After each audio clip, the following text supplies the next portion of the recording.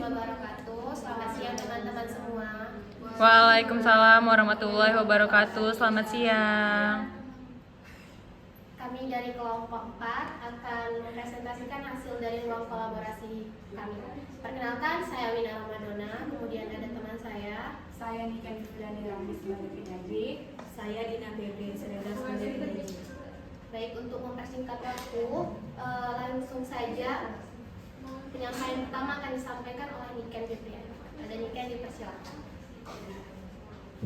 Baiklah, adapun pertanyaan yang pertama yaitu apa tantangan bagi guru untuk menjadi contoh atau teladan khususnya dalam hal sosial emosional. Tantangan seorang guru dalam pengabdiannya antara lain memberikan pelayanan pendidikan yang bermutu. Contohnya yang pertama, perubahan yang harus dilakukan guru melalui proses pembelajaran. Yang pertama, guru harus memiliki tanggung jawab menjadi fasilitator peserta didik. Dengan begitu, peserta didik memiliki kemauan dalam belajar. Kemudian, guru harus melihat keterlibatan peserta didik. Nah, jadi dalam pembelajaran itu guru harus melibatkan semua peserta didik dalam belajar. Kemudian, guru harus bisa memberikan pembelajaran yang memenuhi kebutuhan setiap peserta didik yang berbeda-beda. Contohnya, misalnya peserta didik memiliki gaya belajar yang berbeda. Kita harus menempatkan media pembelajaran yang sesuai dengan kebutuhan peserta didik. Misalnya gaya belajar kinestetik, kita membuat media yang sesuai dengan gaya belajar kinestetik dan begitu seterusnya. Kemudian, adapun pertanyaan yang kedua, kasus yang ada berkaitan dengan hal di atas berdasarkan pada pengalaman Anda mengamati proses belajar mengajar yang pernah Anda ikuti.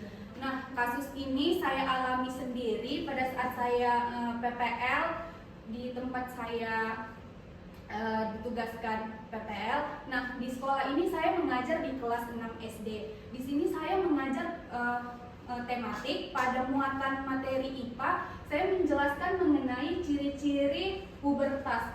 Nah, di sini saya melakukan ada sebuah gambar. Nah, saya mengatakan kepada peserta didik siapa yang dapat menyampaikan pendapatnya mengenai apa sih perubahan ciri pubertas dari gambar ini. Mereka tunjuk tangan. Di situ ada salah satu peserta didik karena gambarnya ada panah-panahnya dan sudah penuh. Salah satu peserta didik ini tidak dapat saya tunjuk karena semua pada rebut-rebutan nih. Jadi setelah awal pembelajaran saya melihat kelas loh, kenapa ada yang nangis? Ternyata dia menangis karena tidak saya tunjuk. Rupanya saya dengar dari wali kelasnya atau pamong saya sendiri bahwa anak tersebut memang biasanya tidak aktif dalam pembelajaran, tapi tumben saja ketika kamu mengajar dia antusias seperti itu. Nah, dari kasus tersebut saya belajar bahwa kita tuh harus melihat situasi kelas terlebih dahulu. Gimana situasinya, anaknya ini gimana gitu. Nah, dari kasus tersebut solusi yang saya lakukan itu saya meminta maaf kepada dia karena tidak menunjuknya atau dia dapat melakukan memberikan pendapat kembali. Ada kesempatan ke depannya, jangan membuat dia itu patah semangat karena tidak ditunjuk. Jadi kasus tersebut telah saya dapatkan di PPL. Baiklah, saya kembalikan ke moderator. Baik, terima kasih Saudara Niken. Selanjutnya akan saya lanjutkan. Pertanyaan ketiga, bagaimana sekolah bisa mendukung pembelajaran sosial emosional? Apa saja tantangan bagi sekolah? Nah, sekolah bisa saja mendukung pembelajaran sosial emosional, yaitu salah satunya dengan memberikan pembelajaran sosial emosional kepada murid. Nah, budaya sekolah juga memberikan kontribusi di dalam pembelajaran sosial emosional. Penciptaan iklim kelas dan budaya sekolah juga sangat penting karena lingkungan belajar di seluruh sekolah dan kelas mendukung pengembangan sosial emosional dan responsif secara budaya dan berfokus pada upaya membangun hubungan dan komunitas. Selanjutnya, yang keempat, apakah karakteristik peserta didik bisa mempengaruhi penerapan pembelajaran sosial emosional? Jelaskan bagaimana menghadapi kendala tersebut. Tentu saja bisa sangat mempengaruhi karena Peserta didik di sekolah memiliki karakteristik yang jelas berbeda-beda antara satu dengan lainnya. Karakteristik ini berpengaruh terhadap sosial emosional masing-masing peserta didik. Jadi untuk melaksanakan pembelajaran sosial emosional di kelas, seorang guru harus didasarkan pada karakteristik peserta didik. Selanjutnya untuk bahan diskusi selanjutnya akan dijelaskan oleh Saudari Dina. Kepada Dina dipersilakan. Baik, terima kasih kepada moderator. Di sini saya akan melanjutkan bahan diskusi.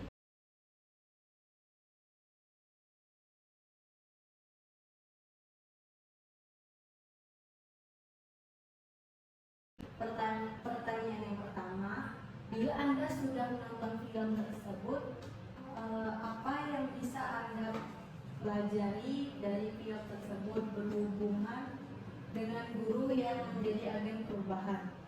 Pelajaran yang dapat kami ambil dari film Laskar Pelangi yang berhubungan dengan guru yang menjadi agen perubahan ialah: yang pertama, guru memiliki dedikasi tinggi dalam dunia pendidikan dan mendidik anak dengan secara sungguh-sungguh dan memiliki kegigihan dalam mengajar meskipun dalam keadaan yang sulit.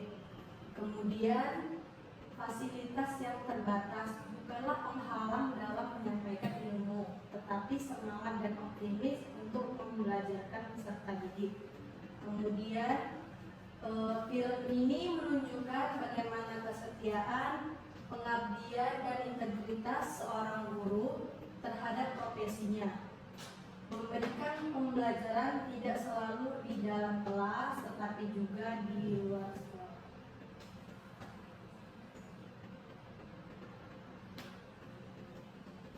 Oke, selanjutnya pertanyaan berikutnya, Anda bisa menonton alternatif film lain yang kemarin kita tonton itu, yaitu Sekolah Rimba.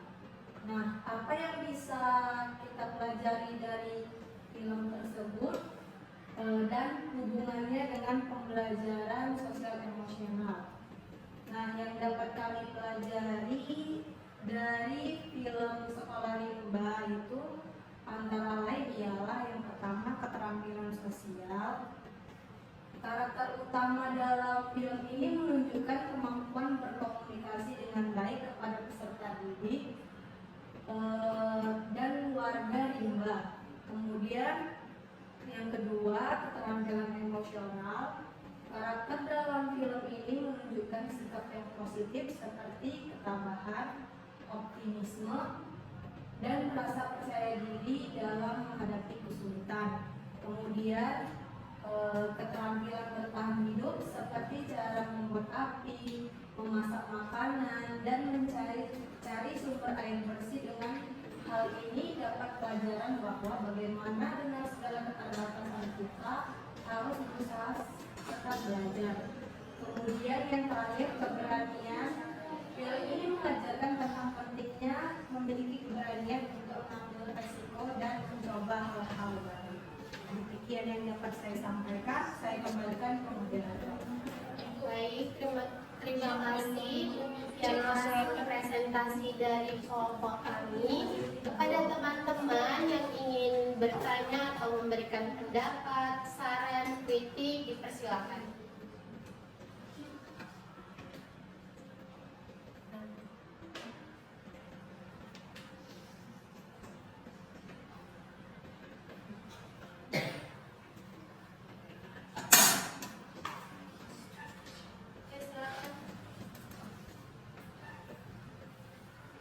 Ada yang mau bertanya?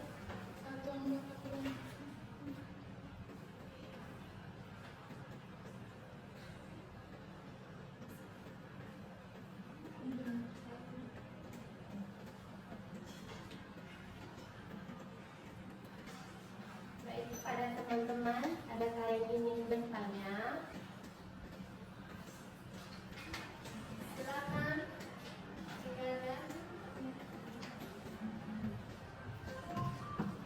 Sepertinya tidak ada. Baiklah, kami akan akhiri presentasi dari hasil diskusi kami hari ini. Demikianlah, semoga apa yang kami sampaikan dapat bermanfaat untuk teman-teman semua. Kami akhiri. Wassalamualaikum warahmatullahi wabarakatuh. Waalaikumsalam.